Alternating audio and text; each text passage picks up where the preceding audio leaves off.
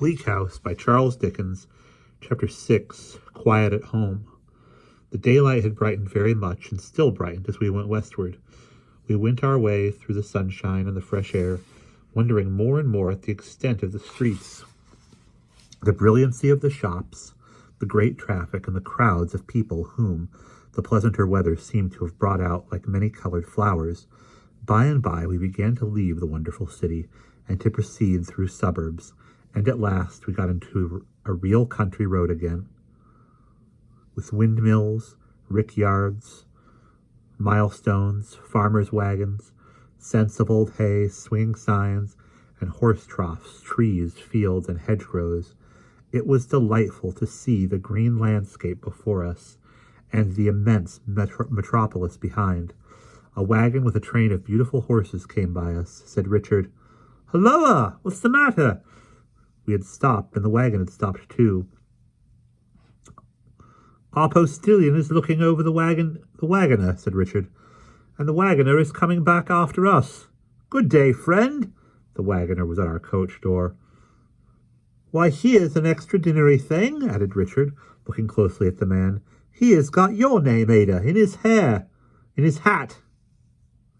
He had all our names in his hat.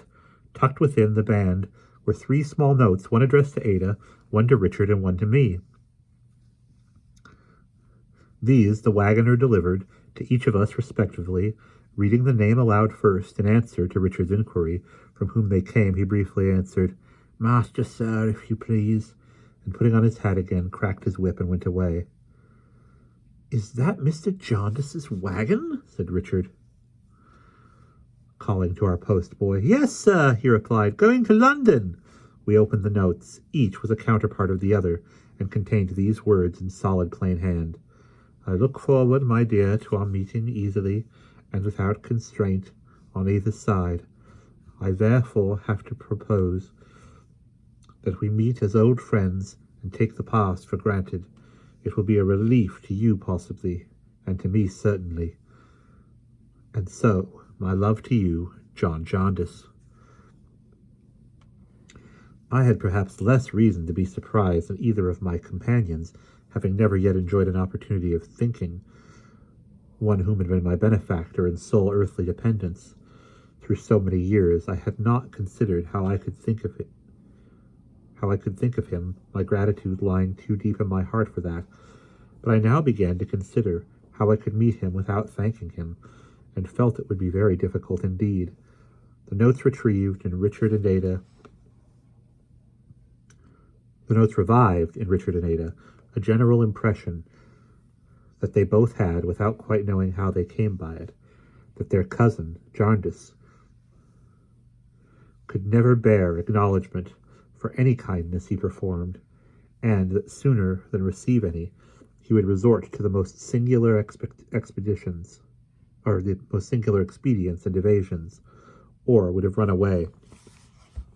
Ada dimly remembered to have heard her mother tell, when she was a very little child, that he had once done her an act of uncommon generosity, and that, on her going to his house to thank him, he happened to see her through a window coming to the door, and immediately escaped by the back gate, and was not heard of for 3 months. This discourse led to a great deal more on the same theme, and indeed it lasted us all day, and we talked of scarcely anything else. The short day was spent, and the long night had closed in before we came to St. Albans, near to which town Bleak House was, we knew. By that time we were so anxious and nervous that even Richard confessed, as we rattled over the stones of the old street, to feeling an irrational desire to drive back again. As to Ada and me, we trembled from head to foot.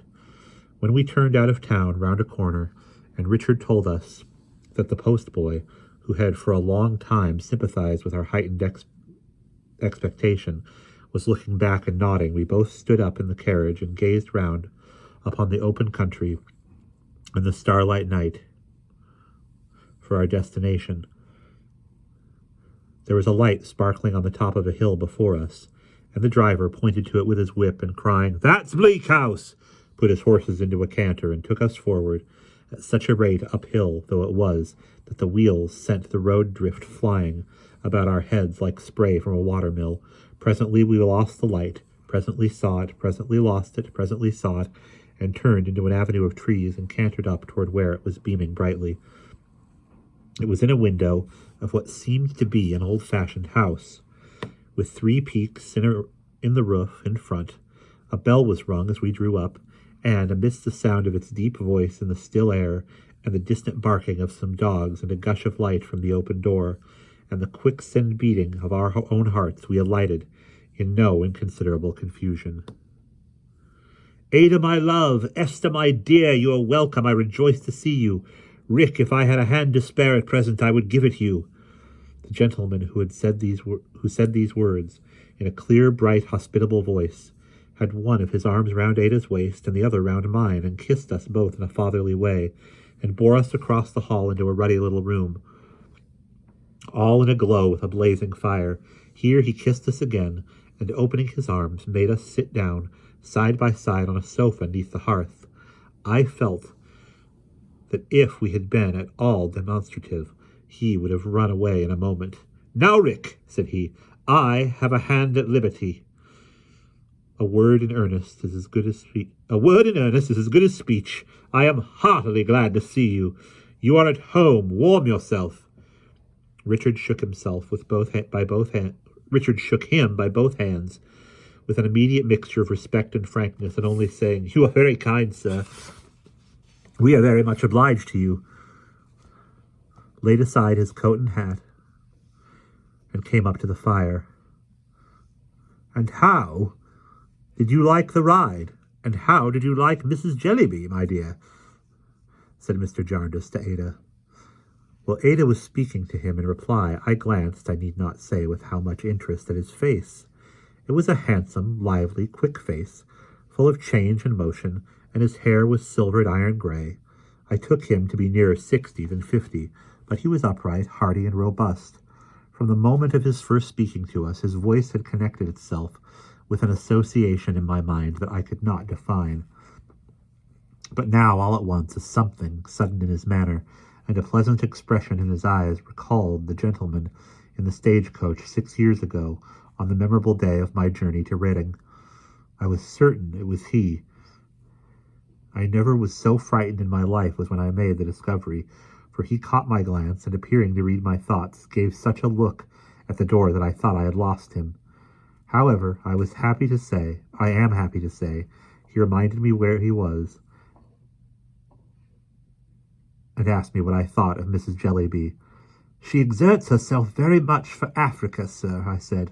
"Nobly," returned Mr. Jarndyce. "But you answer like Ada, whom I had not heard.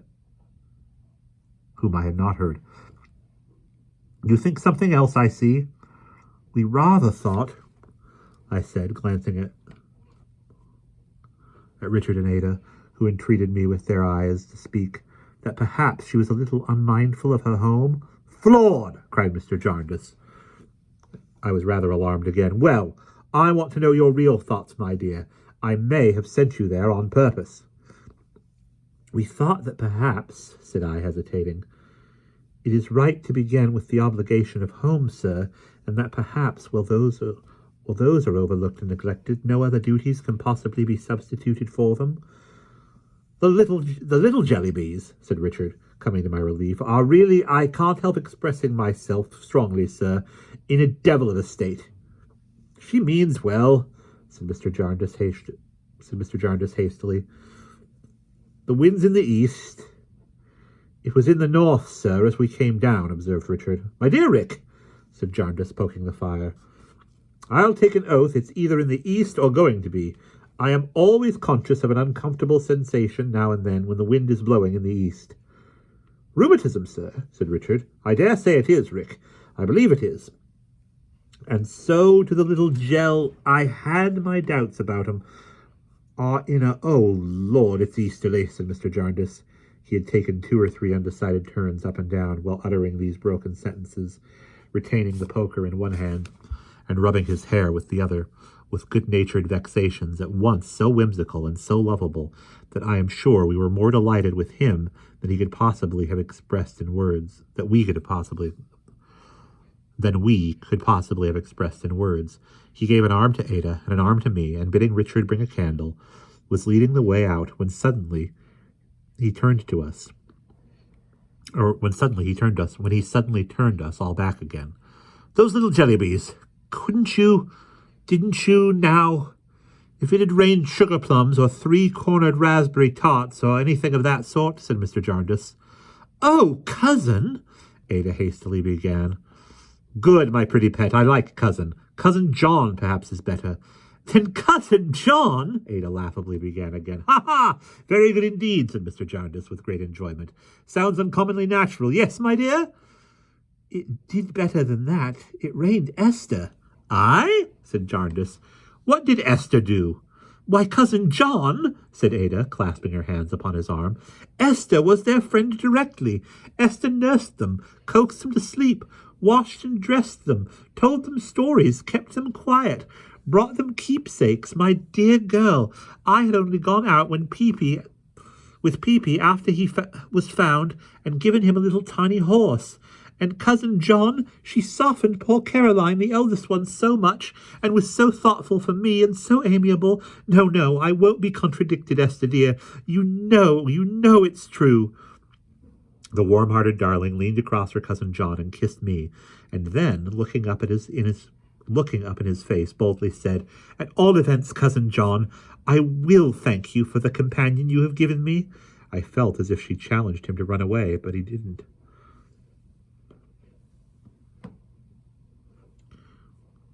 "Where did you say the wind was, Rick?" asked Mr. Jarndyce.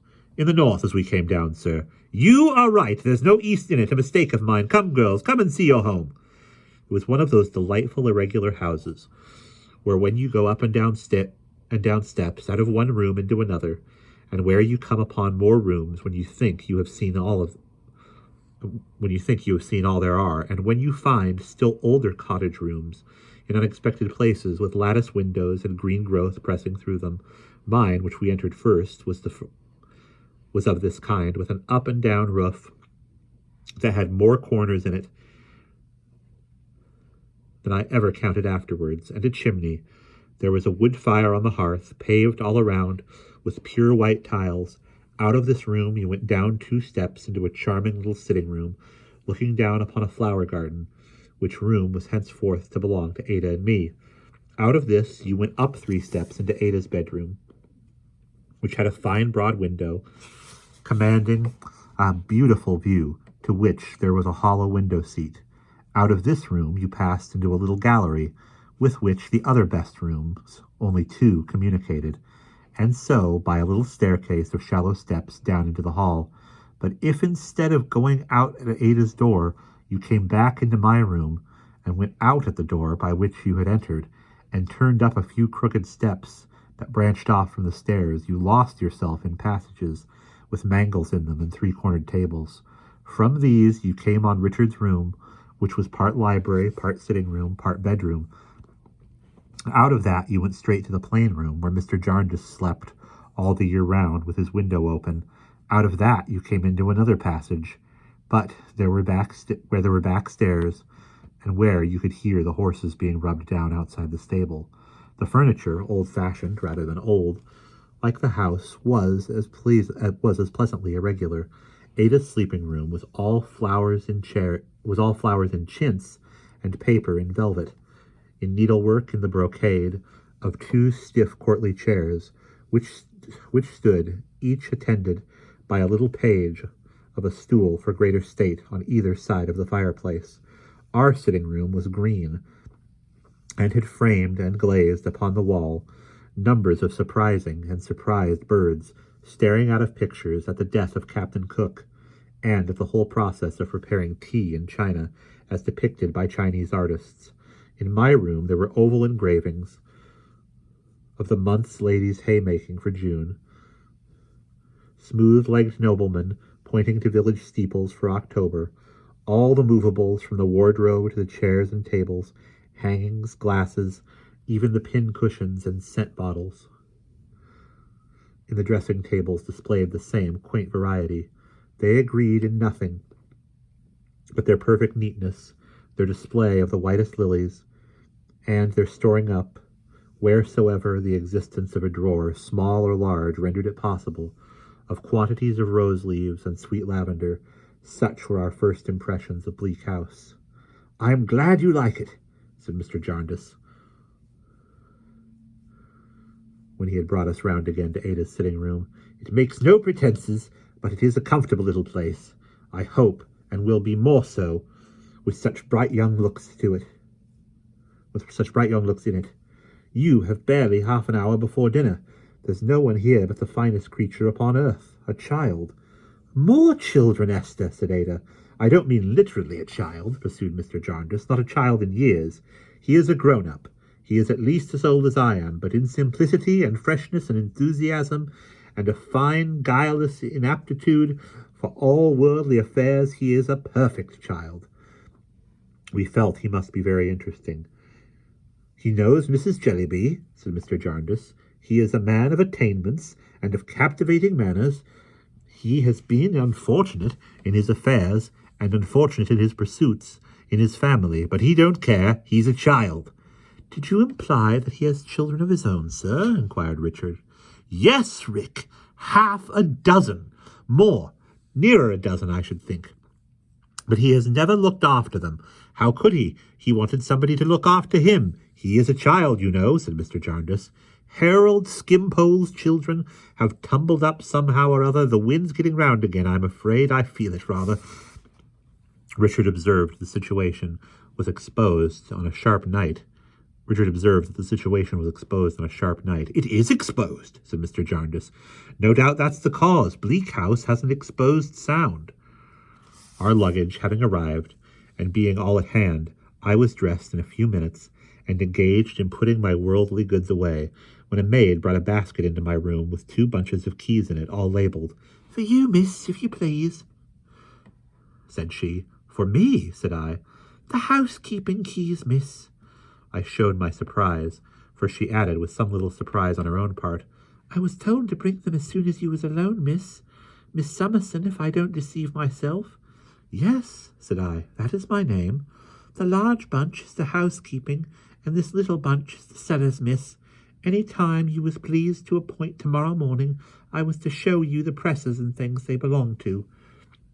I said I would be ready at 6:30, and after she was gone, stood looking at the basket, quite lost in the magnitude of my trust.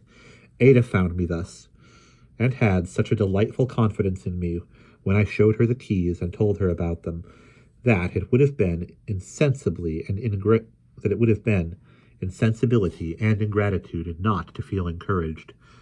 I knew, to be sure, that it was the dear girl's kindness, but I liked to be so pleasantly cheated. When we went downstairs, we were presented to Mr. Skimpole, who was standing before the fire, telling Richard how fond he used to be in his school time of football. He was a little bright creature, with a rather large head and a delicate face, and a sweet voice, and there was a perfect charm in him. All he said was so free from effort and spontaneous, and was said with such a captivating gaiety, that it was fascinating to hear him talk. I gathered from the conversation that Mr. Skimpole had been educated for the medical profession, and had not lived in his professional capacity in a household of a German and had once lived in his professional capacity in the household of a German prince. He told us, however, that he had always been a mere child in point of weights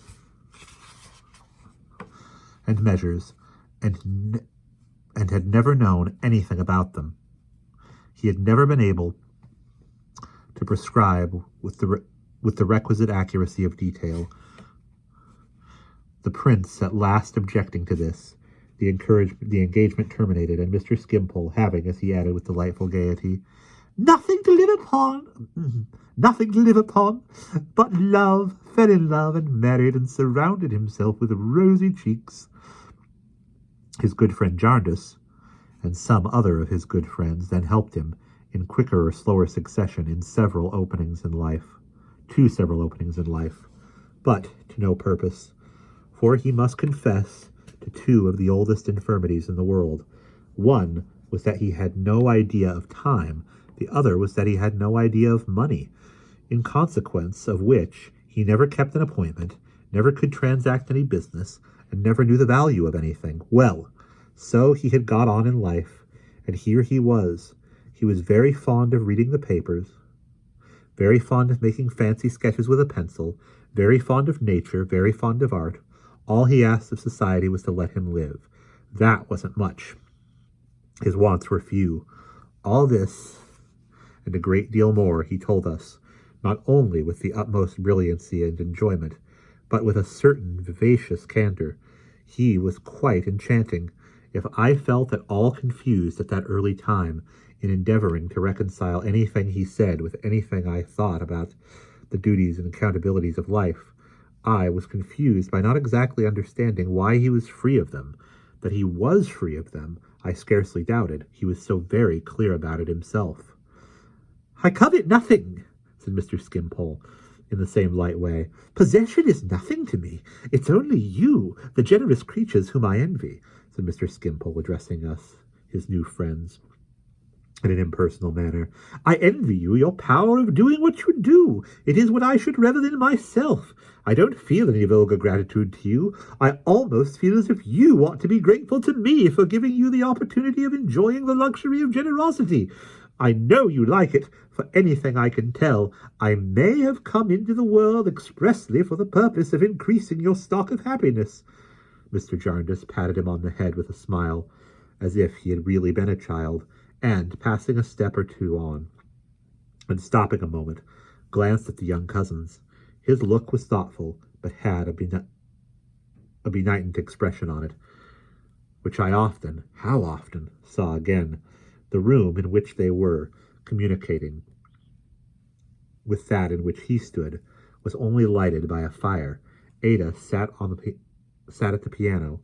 Richard stood beside her, bending down. Ada touched the notes so softly and sang so low that the wind, sighing away in the distant hills, was as audible as the music. Though Mr. Jarndyce's glance, as he withdrew it, rested for but a moment on me, I felt as if, in that moment, he confided to me his hope that Ada and Richard might one day enter on a dearer relationship. After a little while, I missed first Mr. Skimpole and afterwards Richard, and while I was thinking, how could Richard stay away so long and lose so much, the maid who had given me the keys looked in at the door, saying, "If you please, miss, could you spare a minute?" When I was out in the hall, she said, holding up her hands, "Oh, if you please, Mr. Carstone says would you come upstairs to Mr. Skimpole's room? He has been took, miss, sudden." I followed her quickly upstairs. She threw open a door, and I went into a chamber where, to my unspeakable surprise, instead of finding Mr. Skimpole stretched upon the bed, I found him standing before the fire, smiling at Richard, while Richard, with a face of great embarrassment, looked at a person on the sofa in a white greatcoat with smooth hair upon his head, and not much of it. "Miss Summerson," said Richard hurriedly, "I am glad you are come. You will be able to advise us. Our friend, Mr. Skimpole, don't be alarmed, is arrested for debt." "Are you arrested for much, sir?" I inquired of Mr. Skimpole. "My dear Miss Summerson," he said, shaking his head pleasantly, "I don't know. Some pounds, odd shillings, and halfpence, I think, were mentioned." "It's £24.16 and 7 halfpenny," observed the stranger. "That's what it is." "And somehow it sounds," said Mr. Skimpole, "like a small sum." "Mr. Skimpole," said Richard to me, "has a delicacy in applying to my cousin Jarndyce, because he has lately, I think, sir, understood you, that you had lately—" "Oh, yes," returned Mr. Skimpole, smiling, "though I forgot how much it was and when it was." "What do you think will be best, Miss Summerson?" said Richard aside. I ventured to inquire generally, before replying, what would happen if the money were not produced. "Jail," said the strange man, coolly putting his handcuffs into his hat, which was on the floor at his feet. "Or Covenus." "May I ask, sir, what is—" "Covenus's," said the strange man, "a house." Richard and I looked at one another again. It was a most singular thing that the arrest was our embarrassment and not Mr. Skimpole's. He observed us with great interest. But there seemed, if I may venture on such a contradiction, nothing selfish in it. He had entirely washed his hands of the difficulty, and it had become ours.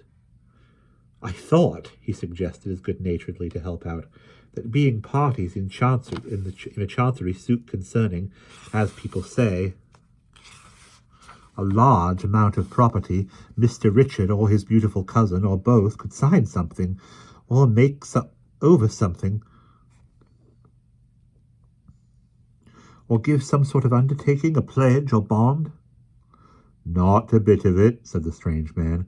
Really, now, my dear Miss Summerson and my dear Richard, said Mr. Skimpole gaily, innocently and confidently, here you see me, utterly incapable of helping myself, and entirely in your hands.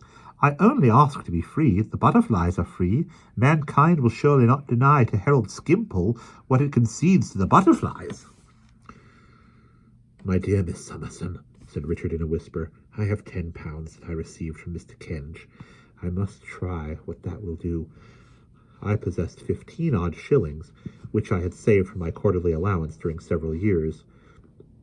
I had always tried to keep some little money by me, that I might not be quite penniless. I told Richard of my having this little store, and having no present need of it, and asked him delicately to inform Mr. Skimpole, while I should be gone to fetch it, that we would have the pleasure of paying his debt. When I came back, Mr. Skimpole kissed my hand, and seemed quite touched. Not on his own account, I was again aware of that perplexing and extraordinary contradiction, but on ours, Richard begging me to settle with Coavinus, as Mr. Skimpole now jocularly called him.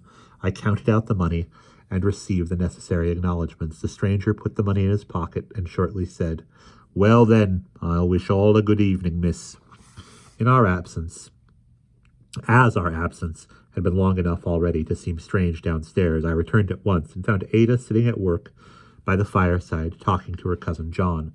Mr. Skimpole presently appeared, and Richard shortly after him. It was late before we separated, for when Ada was going at 11 o'clock, Mr. Skimpole went to the piano and rattled hilariously that the best of all ways to lengthen our days was to steal a few hours from night, my dear. It was past 12 before he took his candle and his radiant face out of the room. Ada and Richard were lingering for a few minutes by the fire when Mr. Jarndyce, who had been out of the room, returned. Oh, dear me! What's this? He said, rubbing his head and walking about with his good-humoured vexation. What's this they tell me? Rick, my boy, Esther, my dear, what have you been doing? Why did you do it? How could you do it? How much apiece was it? The wind's round again. I feel it all over me. We neither of us quite knew what to answer. Come, Rick, come. I must settle this before I sleep. How much are you out of pocket? You two made the money up, you know. Why did you? How could you? Oh, Lord, yes, it's due east, must be. Really, sir, said Richard, I don't think it would be honourable in me to tell you. Mr. Skimpole relied upon us. Lord bless you, my dear boy, he relies upon everybody, said Mr. Jarndyce, giving his head a great rub and stopping short. And he'll be in the same scrape again next week, said Mr. Jarndyce, walking again at a great pace with a candle in his hand that had gone out. He's always in the same scrape. He was born in the same scrape. I ventured to take this opportunity of hinting that Mr. Skimpole, being in all such matters quite a child, and so different from other people. You are right. Excuse me, said Mr. Jarndyce, brightening. He is a child, an absolute child. However, Rick, Esther, and you too, Ada, I must have a promise all round that nothing of this sort shall ever be done any more. No advances, not even sixpences. We all promised faithfully, Richard with a merry glance at me, touching his pocket as if to remind me that there was no danger of our transgressing. As to Skimpole, said Mr. Jarndyce, he is in a child's sleep by this time, I suppose. It's time I should take my craftier head to my worldly pillow. Good night, my dears. God bless you. He peeped in again with a smiling face before we had lightened our candles and said, Oh, I have been looking at the weathercock. I find it was a false alarm about the wind. It's in the south. And went away singing to himself. And that is the end of chapter 6.